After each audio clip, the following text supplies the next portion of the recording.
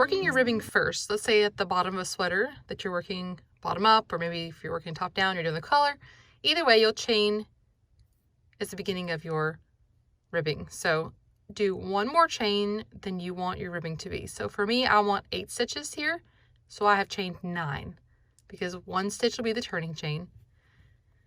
And to go ahead and get you used to working in the back loop only, I suggest that you turn where the V stitches are facing you. And we're going to work in the second one. See, 1, 2, don't count this loop here.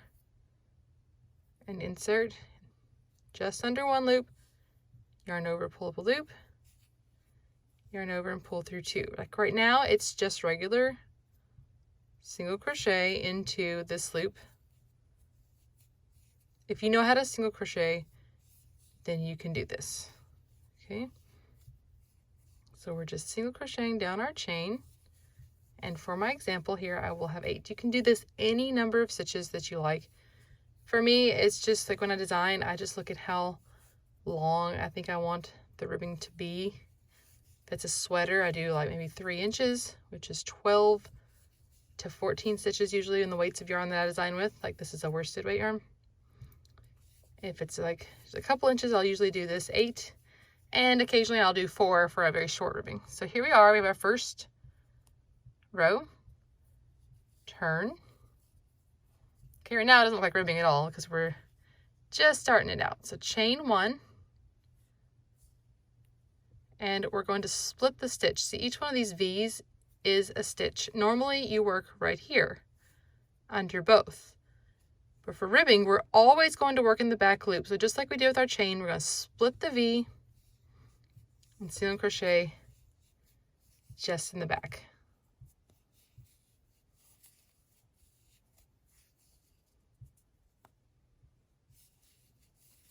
And you'll just work that way across. See how it's starting to already, like this front loop is, the front loops that are unworked is what makes the ribbing. And every time you turn, you're switching, it's alternating where the front loops are on one side of the fabric, and then the next time, the next row, they're on the other side of the fabric. So here we are near the end. Work into our last one, which is kind of gotten wonky a little bit. There we go. And there's our first. You can see how it's already starting to look a little bit like ribbing. So now you see that front loop is going to be on this side. So here it is in the back. Well, what's now the back. And here it is. So chain 1 again. And split your stitch. And work across.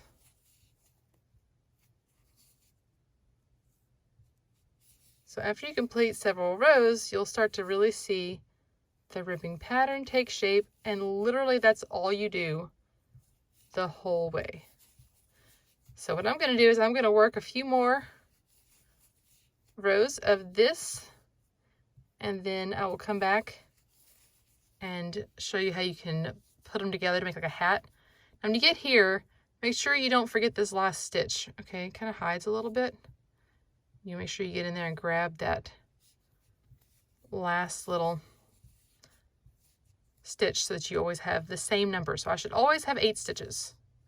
And you can see how it's getting this little bump here. And then the next one will have another front loop. So go ahead and work several rows of this, and then I'll show you my favorite way to join them. And then we'll look at ribbing on a piece that's already made. When your ribbing is as long as you want it, usually you'll measure. So this one's around 5 inches. I just kind of, kept going for our example here, but usually you'll get a measurement.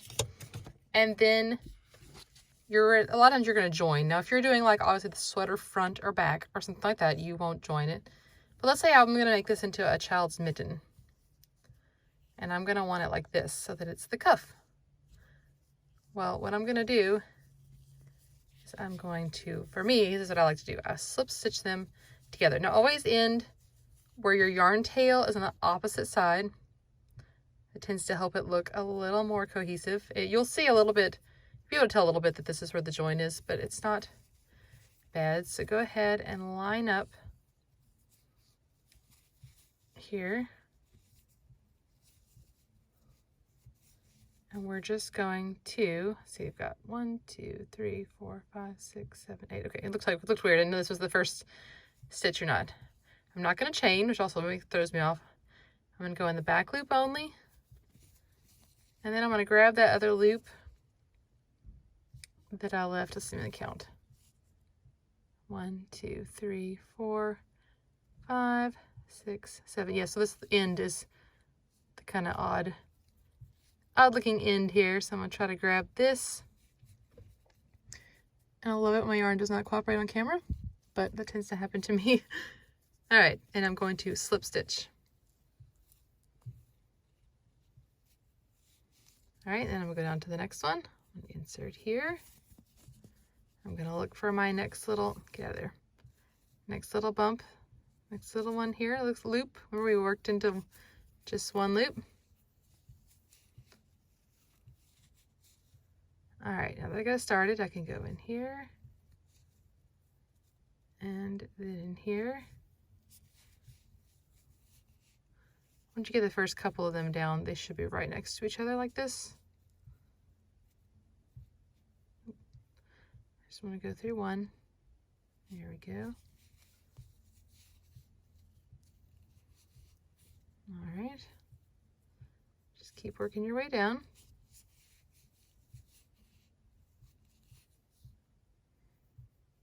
I'll just find, I used to like not join it until I was done and then I would seam it. But I have found that this is just so much easier. So this is, right now it's inside out, okay? So you're gonna flip it, which is not a big deal. Okay, grab this. Now our tail is down here. I used to always try to make the tail at the other end. See if I can get in here in the middle of my stitch. There we go. And this last one is right here.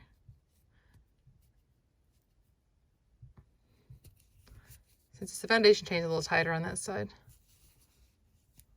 All right, here we go. So you can tell a little bit here, maybe that it's the join, but not too bad. And you have this tail, like I said, I used to try the other end, but then you could really tell, it was even more obvious that it was a join. So the tail end you'll just deal with it later. So a lot of times I'll just tuck it inside, and then you work around the top of this, and that would be the start of your project. That's how you do this ribbing. So how do you join steel and crochet ribbing though when you've already made something? So let's take a look at that. Okay, so pretend with me that this is a piece that I need to add my ribbing to. Let's just pretend it's like the front of a sweater or something, and I need to add, or even like a blanket, I need to add some ribbing onto this. This is an old swatch that I did for a published design for a blanket. Let's see. So I'm going to join some yarn right here in this first stitch. And this would work the same for a row. If you're working on the side, you just join your yarn in the corner or wherever you want your ribbing to start. And you will pull it through.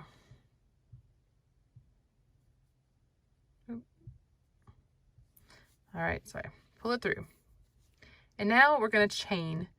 So I'm gonna pretend for this one, I don't want a very large chain. So I'm gonna do 4 stitches, which means I need to chain 5, 3, 4 is how big I want it to be, plus 1 more.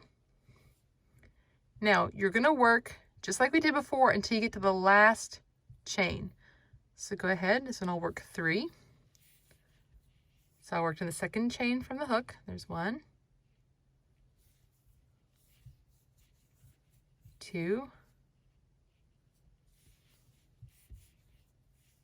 3, and now I'm down to my last chain, and I'm going to single crochet 2 together. But here's how you do it. First you pull up a loop in your chain, then you go to the next stitch in your project and go all the way through both, like the regular stitch. Okay, don't split your stitch.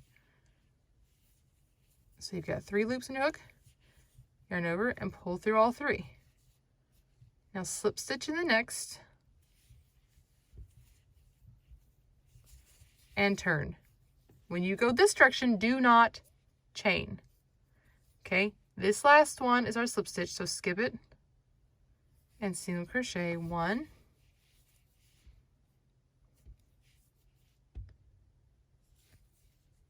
2,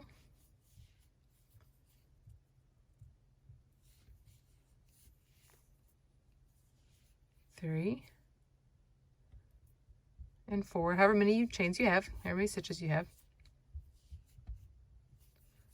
All right, you can see we've got our first here. So now chain 1. Okay, every time you're on the very end, you'll chain 1. Work all the way to that last chain again. We're going to just repeat the same thing. And mine is not cooperating. Get out of the way there. For some reason my stitch is twisting. Usually it's not this difficult, I promise. Okay, 1,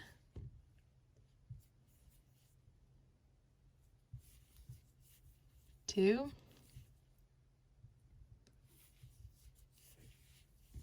3.